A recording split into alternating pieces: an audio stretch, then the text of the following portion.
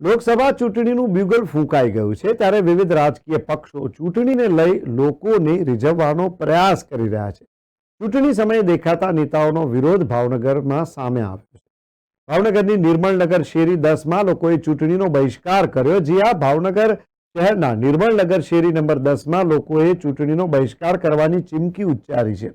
છેલ્લા ઘણા વર્ષોથી પડતર પ્રશ્નો અંગે વારંવાર રજૂઆત કરવા છતાં કોઈ પણ નિરાકરણ કરવામાં આવતું નથી અને કામ કરવામાં આવે તો પણ અધૂરું કામ કરવામાં આવે છે, જેને લઈ લોકોને ભારે હાલાકીનો સામનો કરવો પડી રહ્યો છે.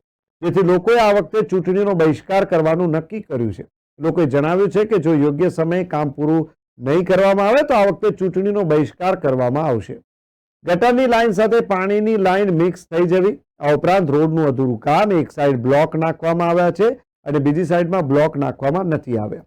આ ઉપરાંત કચરા લેવાની પણ સુવિધા કરી આપવામાં નથી આવી. લોકોએ પોતાના ખર્ચે ટ્રેક્ટર બોલાવી કચરો ભેગો કરાવે છે અને સાફ સફાઈ પણ કરાવે છે, જેને લઈને લોકો હવે રોષે ભરાયા છે.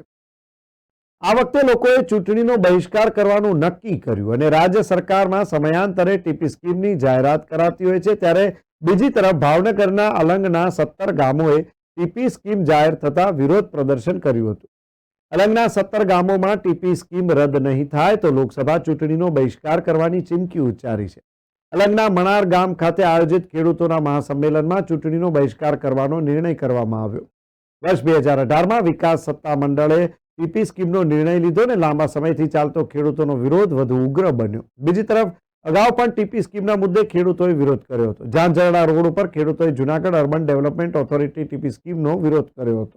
આ ટીપી સ્કીમનો 500થી વધુ ખેડૂતો દ્વારા વિરોધ કરવામાં આવ્યો હતો, જેમાં અધિકારીઓ અને ખેડૂતો આમને સામને થયા હતા. કયો બેન વિસ્તાર છે, શું પ્રશ્ન છે? પ્રશ્ન અમારે એ છે, અમે કેટલા ટાઈમથી આમ રહી છીએ, 2 વર્ષ થયા, અમારે નથી ગટર સારી થતી. ગટર વાળા આવે તો જોઈને વ્યા જાય અને ગટર સરખી રીતે કાઢે નહીં. અમારા ઘરમાં પાણી આવે છે, ગટરના પાણી ઘરમાં આવે છે તો અમને કોઈ ધ્યાન દેતું નથી.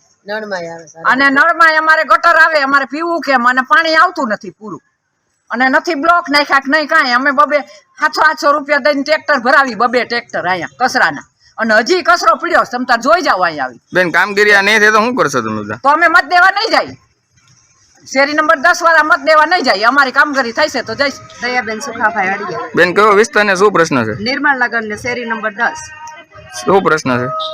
અમારે જો ગટરનું પાણી આવે છે અને ગટર ઉભરાય અને ઘરની અંદર આવે છે, બરાબર. કોર્પોરેટરને એ લોકોને ફરિયાદ કરીએ તો કોઈ ધ્યાન દેતા નથી, બરાબર. અને ત્યાર પછી અમારે બ્લોક નથી નખાણા. 2 વર્ષથી આ સમસ્યા છે પણ કોઈ ધ્યાન નથી દેતું. અને રોડે અમારે નથી થયો, રોડે તૂટેલો ફૂટેલો છે, બરાબર. એ લોકો જો મત લેવા આવશે તો અમે લોકો મત નહીં આપીએ. હવે હંસાબેન મનહરભાઈ લોલિયાણા. કયો વિસ્તાર છે ને શું પ્રશ્ન છે? આ અમારો 10 નંબરનો વિસ્તાર છે ને પૈસનો અમારે નળ, ગટર ને પાણી અને કચરો બધો અમારે પ્રોબ્લેમ છે.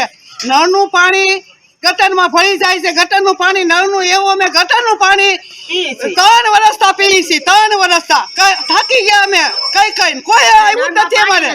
અને શેરીમાં કચરો એટલો નાખે, કોઈ મચ્છી માટ નાખી જાય છે. અમે કેટલાકનું ધ્યાન રાખીએ અને અમારી શેરી હાવ અત્યારે ઓલી થઈ ગઈ છે. કેમ કે હાવ દારૂના બાટલા અત્યારે અમે કચરો લેવડાવ્યો તો એ કોઈ કાસ લેવા ન રાજી. બોલો તમારી માંગણી શું ન થાય તો? અમારી માંગણી પહેલી અમારે રોડ ને ગટર સારું થવું જોઈએ ને નળ વ્યવસ્થિત આવવા છે. નળ અમારે બધા મોટરનું ભરે છે.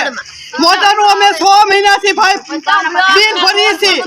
અમે અમારે પાણીના અમે પૈસા ના ભરવાના, બિલ નહીં ભરવાના. મારું નામ કુસુમબેન રાઠોડ. કયો બેન વિસ્તાર ને શું પ્રશ્ન છે? આ શેરી નંબર 10 ગોંડલિયાના વાડીવાળો ખાચો છે.